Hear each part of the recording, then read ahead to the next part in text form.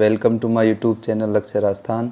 दोस्तों, जैसे कि मैंने आपको कहा था, जैसे ही मैं टॉपिक पूरा करूंगा तो उसके बाद मैं उसके क्वेश्चन की सीरीज़ भी अपलोड करूंगा। तो पेश है आपके लिए वैदिक सभ्यता के वेरी इंपॉर्टेंट क्वेश्चन। तो फ्रेंड्स, अगर आपको मेरा चैनल अच्छा लग रहा है, वीडियो पसंद आ रहे हैं, तो लक्ष्य राजस्थान चैनल को सब्सक्राइब कीजिए इस प्रकार से, और साथ ही वीडियो को लाइक कीजिए, और ये जो पास में बेल आइकन है इसको ऑल पे प्रेस कीजिए ताकि जब भी मैं वीडियो डालूं तो वो आप तक सबसे पहले पहुंचे। और फ्रेंड्स, इसके साथ साथ ये जो वीडियोज़ हैं अगर आपको अच्छे लग रहे हैं तो आप अपने फ्रेंड्स को शेयर करना न भूलें। इस प्रकार से आप शेयर करें, और डिस्क्रिप्शन भी आप देख लें, वहाँ मैं कुछ इंपॉर्टेंट लिंक्स भी डालता हूँ।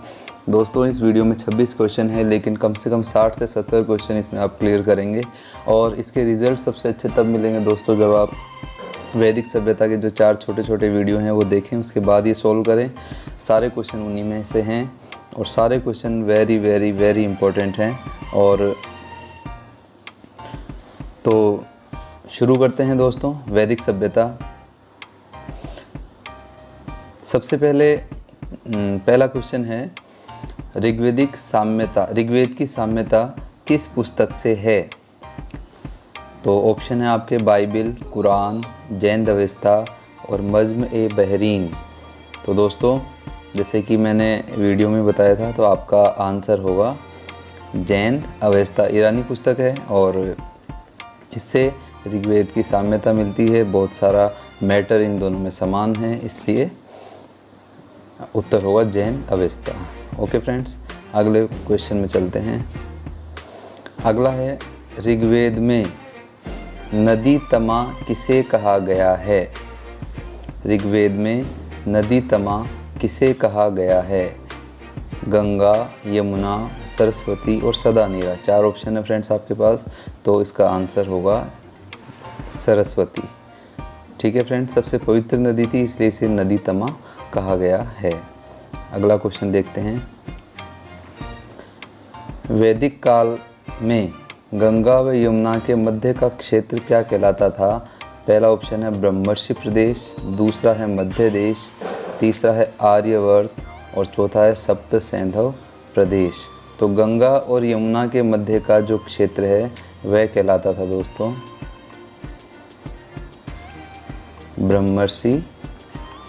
ब्रह्मर्षि प्रदेश। ठीक है फ्रेंड्स, अगला क्वेश्चन देखते हैं। आर्यों का मूल स्थान और इतिहासकारों के नाम सुमेलित कीजिए। तो यहाँ आपके पास एक तरफ इतिहासकार हैं, दूसरी तरफ उनके द्वारा बताए गए आर्यों के मूल स्थान। पहला है मैक्स मूलर, बाल गंगाधर तिलक, एल.डी. कल्ला और गाइल्स। और इधर इनके जो स्थान हैं दक्षिण ध्रुव, कश्मीर, हंगरी और मध्य एशिया। तो फ्रेंड्स, इस क्वेश्चन का आंसर आप कमेंट्स में देंगे। और अगला क्वेश्चन देखते हैं। वैदिक सभ्यता में सदा नीरा किस नदी को कहा गया है? ऑप्शन है गोमती, गंडक, चिनाब और रावी। गोमती, गंडक, चिनाब और रावी। तो दोस्तों, सदा नीरा जो नदी है ये है, जैसे कि मैंने वीडियो में बताया था कि सदा नीरा नदी तक विदेद माधव और जो था उसने अब अग्नि लेकर के सब कुछ जला दिया, लेकिन वह सदा नीरा नदी को नहीं जला पाया। इसका मतलब ये है कि सदा नीरा नदी तक वैदिक सभ्यता के लोगों का विस्तार था। तो सदा नीरा नदी से यहाँ तात्पर्य है गंडक नदी। ठीक है दोस्तों, अगला क्वेश्चन देखते हैं।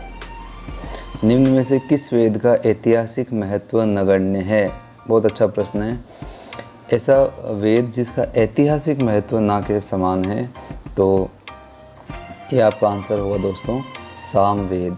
क्योंकि सामवेद में गायन से संबंधित है ये वेद, और सारी जो ऋचाएँ हैं वो ऋग्वेद से ही ली गई हैं। मात्र 75 ऋचाएँ हैं जो नई हैं, इसलिए सामवेद का ऐतिहासिक महत्व नगण्य है बाकी वेदों की तुलना में। अगला क्वेश्चन देखते हैं।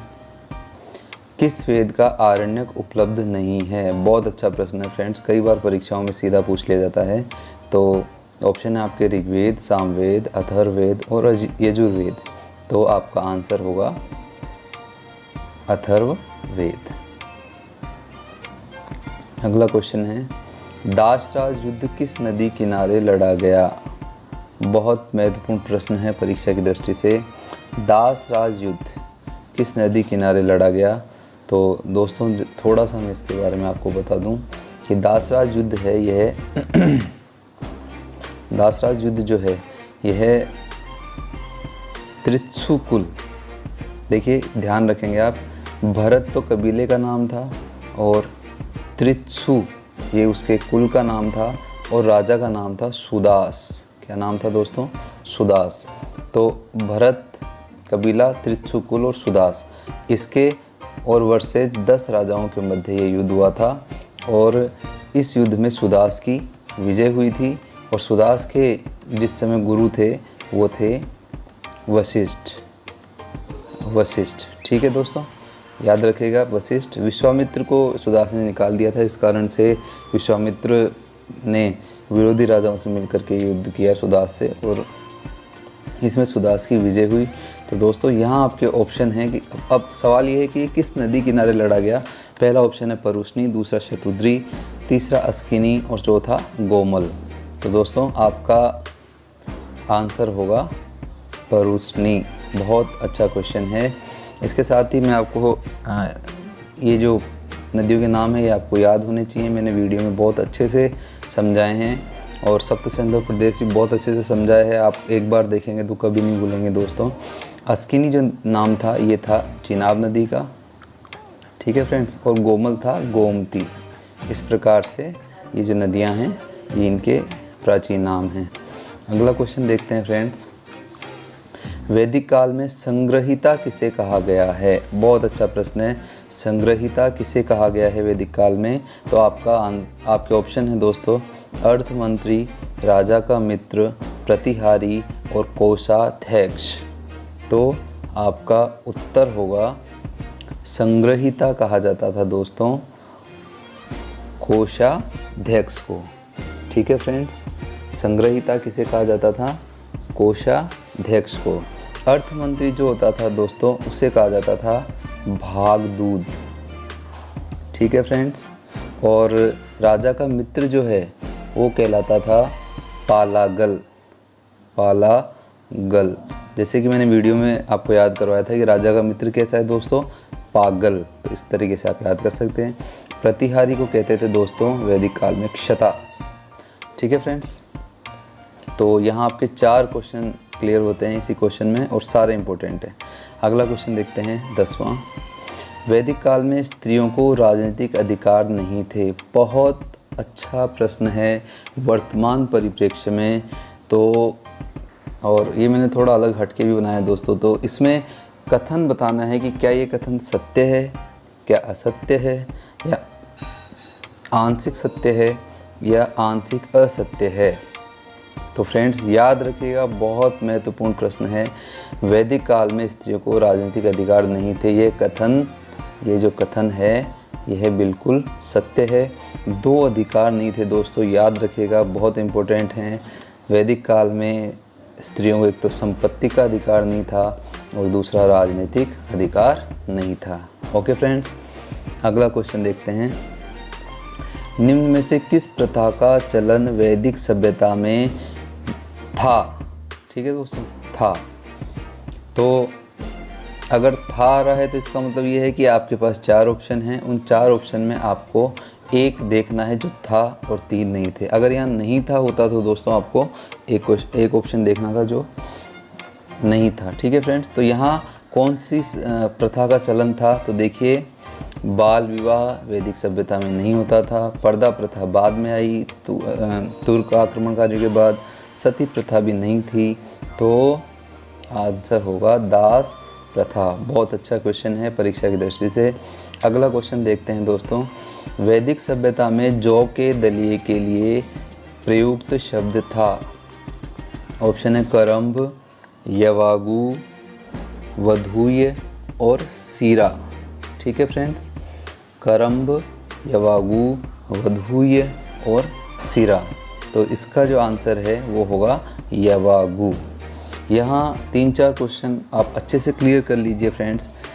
ऋग्वेदिक काल में यव शब्द ही काम में आता है। ऋग्वेदिक काल में, ध्यान रखिएगा, उत्तर वैदिक काल में नहीं। ऋग्वेदिक काल में केवल जो लोग हैं वो यव ही खाते थे। यव का मतलब है जौ। तो जौ के सत्तू और दही को मिला करके बनता था, उसे तो कहते थे दोस्तों करम्ब, ठीक है ये। और जौ का जो दलिया है उसे कहते थे यवागु, ठीक है। वधूये क्या होता था दोस्तों? वधूये होता था जब स्त्री का विवाह होता था तो उसके समय वो जो वस्त्र पहनती थी उसे वधूये कहते थे। और सीरा जो है, सीरा कहते थे। दो शब्द आते हैं, बहुत महत्वपूर्ण है परीक्षा की दृष्टि से, सीता और सीरा। सीरा तो कहते थे दोस्तों हल को, और सीता कहते थे जूती हुई ज़मीन को। तो दोनों में बहुत फ़र्क है। तो आप इसको ऐसे याद रख सकते हैं कि जो सीता है, ये सीता ज़मीन से प्रकट हुई थी, तो इस प्रकार से सीता तो कहते हैं ज़मीन को और सीरा कहते हैं हल को। ओके फ्रेंड्स, अगला प्रश्न देखते हैं। वैदिक धर्म के संदर्भ में पूजा के समय देवता विशेष को प्रमुख मानने को हीनोथिज्म किस इतिहासकार ने कहा? ठीक है दोस्तों, वैदिक काल में क्या होता था कि पूजा के समय देवता विशेष को प्रमुख मान करके उसकी पूजा होती थी। बहुत सारे देवता होते थे, लेकिन पूजा के समय किसी विशेष देवता को पूजा जाता था। इसे हीनोथिज्म किसने कहा है? बहुत अच्छा प्रश्न है। तो यहाँ आपका उत्तर होगा, आपके ऑप्शन है दोस्तों व्हीलर, मैक्समूलर, गाइल्स और पीटरसन। तो आपका आंसर होगा मैक्समूलर। अगला क्वेश्चन देखते हैं दोस्तों, 14वां प्रश्न है। ऋग्वेदिक देवताओं में ऋत का प्रधान किसे कहा गया है? बहुत अच्छा प्रश्न है और परीक्षाओं में बार बार पूछा गया है।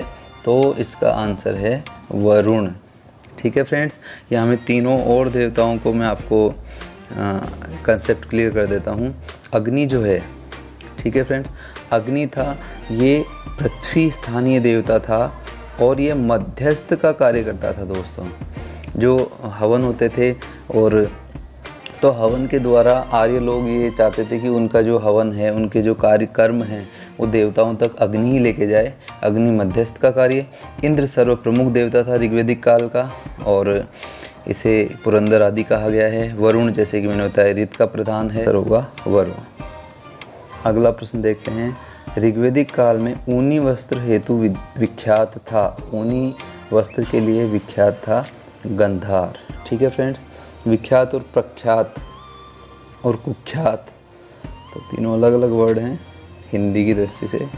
चलो आगे क्वेश्चन देखते हैं फ्रेंड्स। 16वां, चित्रित धूसर भांड किस काल की विशेषता है? बहुत अच्छा प्रश्न है। ये आपके आरबीसी बुक्स में भी मिलता है और कई बार पूछा भी गया है, तो इस दृष्टि से ये महत्वपूर्ण प्रश्न है। तो यहाँ इसका आपके विकल्प हैं ऋग्वेदिक काल, उत्तर वैदिक काल, सूत्र काल और स्मृति काल। तो दोस्तों, चित्रित धूसर भांड, जैसे कि मैंने वीडियो में बहुत अच्छे से समझाया है चारों प्रकार के मृद भांड संस्कृतियों को, तो आपका आंसर होगा उत्तर वैदिक काल। यहाँ बाकी भी मैं आपको क्लियर कर देता हूँ साथ में। देखिए, गैरिक मृद भांड, ठीक है दोस्तों, गैरिक ये तो थे सिंधु सभ्यता की विशेषता। ठीक है फ्रेंड्स, गैरिक मृद भांड। और लाल और काले, लाल और काले, ये थे वैदिक काल, ऋग्वेदिक काल की, ऋग्वेदिक काल की। तो यहाँ काल से आप याद कर सकते हैं, काल से काला और ल से लाल, तो का से काला, ल से लाल, ये किसकी विशेषता थी? ऋग्वेदिक काल की। और जैसे कि अभी मैंने बताया, चित्रित धूसर भांड उत्तर वैदिक काल की। और एक और आता है दोस्तों, उत्तरी चमकीली पॉलिश वाले या चमकीले, तो ये आते हैं मौर्य काल के मृद भांड। तो यहाँ मैंने आपको वीडियो में बहुत अच्छे से समझाया था कि मौर्य काल में आपको पता है कि जो स्तंभ हैं वो बहुत चिकने हैं, एकाश में स्तंभ हैं, सारनाथ का स्तंभ है, तो जो भी स्तंभ मिले हैं प्रमुख वो सभी बहुत चिकने हैं और पत्थर से निर्मित हैं। तो चिकने कहाँ पाए गए हैं? मौर्य में। और चिकने ही बर्तन कहाँ पाए गए हैं? मौर्य काल में। अगला क्वेश्चन देखते हैं। वेदों में व्रात्य किस जनपद के निवासियों को कहा गया है? मगध, अंग, काशी और कौशल। तो यहाँ आपका उत्तर होगा मगध। अगला क्वेश्चन, गायत्री मंत्र का उल्लेख किस वेद में है? ऋग्वेद, यजुर्वेद, सामवेद और अथर्ववेद। तो दोस्तों गायत्री मंत्र का उल्लेख आप याद रखेंगे, गायत्री मंत्र का उल्लेख है ऋग्वेद में और ऋग्वेद के 3रे मंडल में। याद कैसे करेंगे दोस्तों? गायत्री में कितने अक्षर हैं? 3, और मंडल भी कौन सा है? 3। अब आप भूलेंगे नहीं दोस्तों। अगला क्वेश्चन देखिए, ब्रह्मवेद किस वेद का अन्य नाम है? ऑप्शन वही है ऋग्वेद, यजुर्वेद, सामवेद और अथर्ववेद। तो जो ब्रह्मवेद है दोस्तों, यह नाम है अथर्ववेद का। अगला क्वेश्चन है, वैदिक काल में मनुष्य की बलि किस यज्ञ में दी जाती थी? ये सारे जो यज्ञ हैं ये संपादित किए जाते थे। राजसूय यज्ञ और अश्वमेध यज्ञ, इसमें घोड़ा छोड़ा जाता था, जैसे कि रामायण में आपने देखा होगा अभी।